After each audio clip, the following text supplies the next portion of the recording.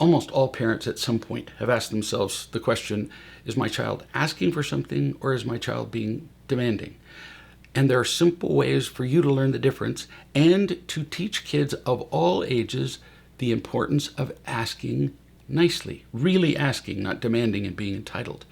I'll be using the story of a 2-year-old child to illustrate the principle, but don't stop listening because your child's a different age.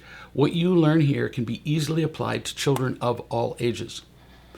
A mother called me and she said, quote, I have a question about our 2-year-old Paul. We've been using the principles of the parenting training to teach him to speak or sign or point instead of just grunting or whining or crying. We don't do whining in this house anymore, which we learned from chapter 0 of the training. That alone has changed the tone of our entire household, end quote. This beautiful mother had also watched the podcast describing how to teach pre-verbal children not to whine, and you can click the link for that in the description. Now, back to me answering mom. Bless you, honey. This is about the whining.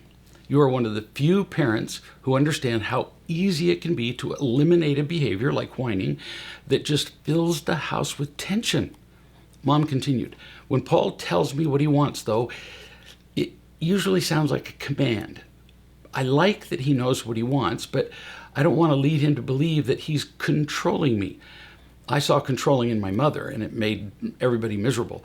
Should I teach him to say something like, Mom, are you willing to? This is him asking me. Or, Mom, will you? Back to my answer. An older child, this kid is 2, but an older child, say 3 or 4, could easily be taught to ask for what they want, using words just like that. But at age 2, he might not be old enough to understand questions versus statements, but he can still make requests like apple, please. Now, here's where it gets tricky, but only a little. I can say apple, please, or even ask a question, but with a tone that is clearly demanding. Let me illustrate. I can say apple, please, or I can say apple, please, because that's what I was taught to say, but the word please is still a demand. Please is not supposed to be a technique or magic word. And if you understand the importance of tone, the word please then becomes unnecessary. You could just say apple. It's about the tone. You can teach this to Paul only by demonstration and role playing. Show him, illustrate what an asking tone is, and then show him what a demanding or controlling tone sounds like. We all know the difference. With an asking tone, he could just say, apple, want apple. But even after he understands what asking sounds like, sometimes in the future he'll forget and he'll use a demanding tone. Then what do? You just stop what you're doing, look him in the eye, and say, ask for what you want. You know how. Your tone will teach him his tone. So mom says, let me give you an example that happened minutes ago. I was reading on the couch. He comes up to me and says, Mom, move here. And he points to another spot on the couch. He wanted to sit where I was sitting. And I said, no, I'm reading here. And he started whining. Like, well, you all know the sound of whining. I'm not going to make it. She says, I scooped him up and took him to the car seat where he is strapped into the car seat right now. So I answered, nice work. You immediately and calmly responded to the whining. Only 0 whining works in the house. As long as whining exists at all the other unloving behaviors can only get worse. Is there any other way that you might have responded? Yeah, there's abundance of ways. You might also have made it an opportunity for him to understand choice. You could have said, when he said, Mom, move, you could have said, I'm reading here. Notice that I eliminated your use of the word no, which was the first word you said and tends to provoke resistance in kids. Not saying that there's no place for no. But then you continue. You said, I'm reading here, and I'm suggesting that you add, I'm reading here, but you could sit, as you point, here or there, or you could sit in the tub, or you could sit outside, and we could pour water on you. Make it a game. You're giving him choices which kids love. And if you do it playfully, he'll join in. Kids join in games. They like the feeling of independence and maturity that comes from choosing. And you're teaching them how to choose instead of demand. Mom responded to me saying, well, but it's no big deal to me if I move on the couch. I don't mind. Right, you don't. But if you give in to requests that are unnecessary, note that word, he'll make more and more of them, more demands, just for the feeling of control. So what is a necessary request? I don't want to get too techniquey here, but I'm just going to explain it once so you understand what I'm saying. Let's say that you're standing in a doorway and he wants to leave the room. And if he uses the asking tone and not the demanding one, well, of course you would move to let him pass because he needs you to move. You're in the way. It's a necessary request, and you move. But he does not need you to move from your position on the couch. Does he need it is the question. But it's not just about necessary or unnecessary. Let's look at another example. There are 2 bowls of ice cream left, 1 chocolate and 1 vanilla.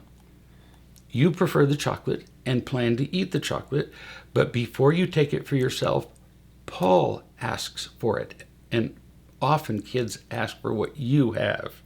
Makes it more attractive. Does he need it? No. So, should you refuse his request just because it's not necessary?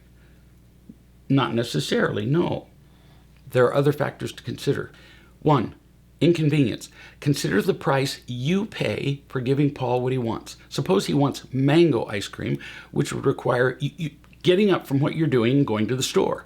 You only have so much physical and emotional energy in a day, so this might be a really good time to offer him alternatives to his request for a specific kind.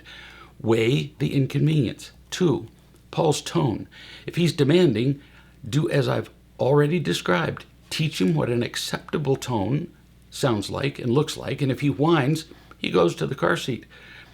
Regrettably, they don't make car seats for 13-year-olds. That would be nice.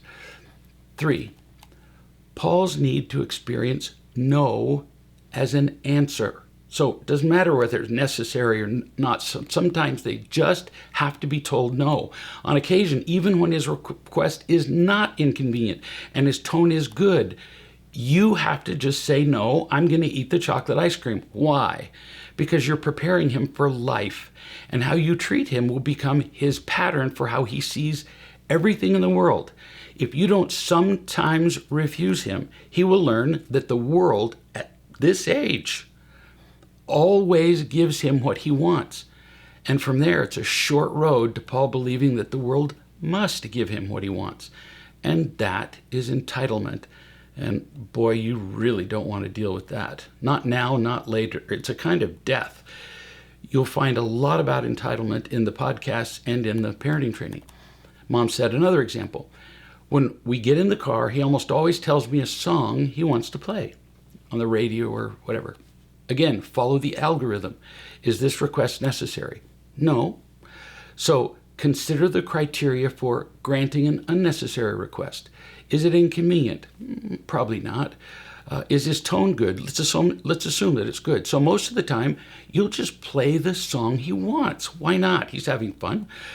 But he must learn, along with all other children, that he doesn't always get what he wants. So sometimes you intentionally say, we'll play that in a bit. Right now, I'm going to listen to something I like. No anger. You're just telling him, I'm going to get my choice this time. In our homes, our children lead sheltered lives. That's good. They need safety, security, and love. But they must learn that the world will not always give them what they want. And we must prepare them for those times. Sometimes just by saying no. They must be resilient enough to deal with no as an answer. And we're in charge of giving them that strength. That's what we're doing, not just arbitrarily saying no. An additional thought is that sometimes you can't know the difference between a request and a demand until you say no. Your child might master the asking tone. They're great actors. But when you say no, they begin to whine and complain. In that moment, you learn that you were being played. They were manipulating you and demanding. And then you get to teach them about requests and kindness again. If they're old enough, you can teach them how demands take other people's agency from them. There's so much you can teach a child after a supposedly simple request. I'm Greg Bear, and you can learn way more about all of this and other subjects at realloveparents.com.